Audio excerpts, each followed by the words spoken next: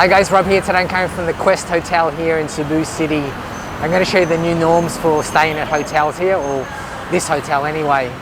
Now this hotel is just across the road from Ayala Shopping Centre, so I'm going to show you the new norms for how that's working as well. As you can see, I've got a face shield.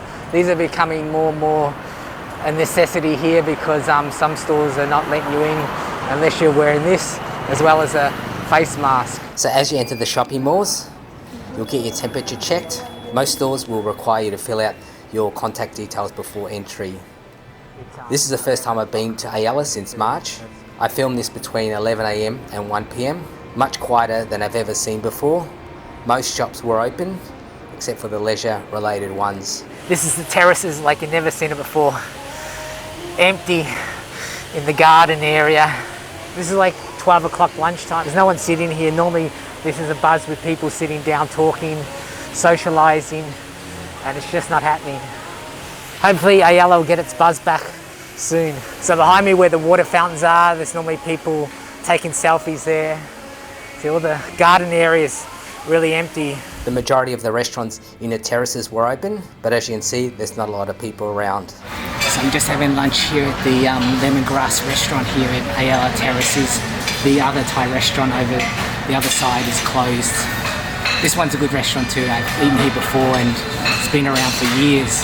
So you get your plate and glad wrap for safety. I'm here for lunch. There's not many people here. It's probably about 30%. I don't know if you can see behind me. Tables are really empty. So checking out SM City, it was quiet, but since my last visit here in August, there is noticeably more people in the mall. Still nothing like what it was before quarantine though. But it is a sign things are slowly coming back. And for retail, especially moving towards the Christmas period, it's a little bit encouraging. They've been struggling all year and they really need to pick up business, especially moving towards Christmas, their busiest period. Probably the busiest area at SM was the Cyber Zone area. Phones and gadgets are extremely popular here. Again, it was still noticeably quieter than I've ever seen before. I was surprised to see the Viking Buffet was open now. The variety of foods here was similar to what I saw before the quarantine. Buffet, you can take everything, but for now, you just point the food that you want and then the one who serves. Okay, so you don't do it personally, your staff do it. The purpose of this brown envelope is for your face mask. Okay. Yeah. So with the buffet, the staff pick the food for you onto your plates. Leg of lamb. Oh, you have some lamb. And we have the beef, the shoulder part, and the third plate. I'll have some lamb. Yeah, a little bit of lamb. For me, Viking is a pretty good place for an affordable buffet. It's got a great selection of food, and as you can see, it's quite busy. There are protocols in place, and you do need to wear your mask when you're walking around choosing your food. You know the bus terminal, it's in the car park at SM. See it over there, there's the Radisson behind me here. They lost the lease at the other place, so they had to move here. For me, I think having the North Bus Terminal at SM is a more convenient place to have it. There's a lot more taxis to catch at SM to get in or out. Not only that, it's also the terminal for Cebu's My Bus, and they have a service to Cebu's airport, and that'll give you the option of connecting to places such as Malapascua and Bantane Island. Looking at hotels, firstly the Quest, one of the more popular hotels in Cebu. As you can see, the pool was empty. I did come back later and I saw one person swimming. So the restaurant here is closed, so the only way to get food is via the room service.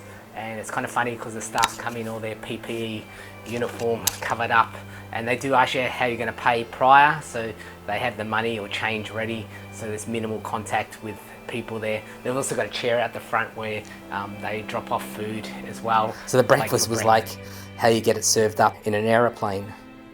I tried to ask at the reception how many people are actually staying here, but they wouldn't divulge it. That there's not a lot of people staying here. I can check when I walk through the corridor in my floor, there's chairs outside of certain rooms, so they'll be the ones that having people, and you know, half a dozen rooms have got those chairs, so it's not much people at all. So as far as cleaning your room, they don't do it every day. You can discuss it with housekeeping to arrange a set time. They will do it daily if you request though.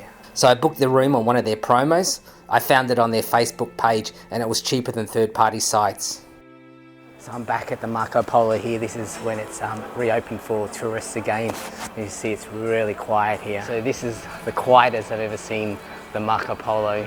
and I've been here numerous times. Again here the pool was empty. On the weekend though, there were a few people swimming.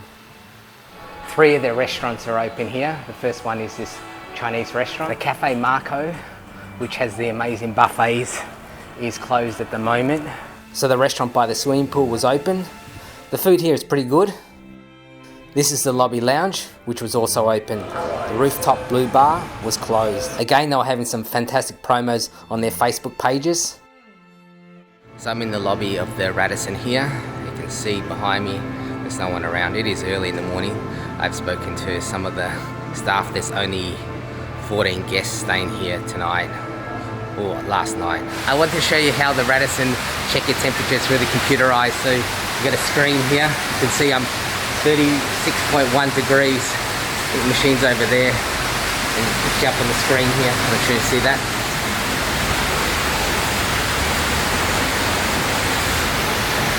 Pretty high tech. What a lot of these hotels and resorts are offering are these packs when you come into the room. They're just going to become standard, where you get the alcohol and mask. This one's got antibacteria, wet wipes. It's not happening in all hotels, I've noticed, but a lot are doing it. One of the best buffets in Cebu is at this restaurant, but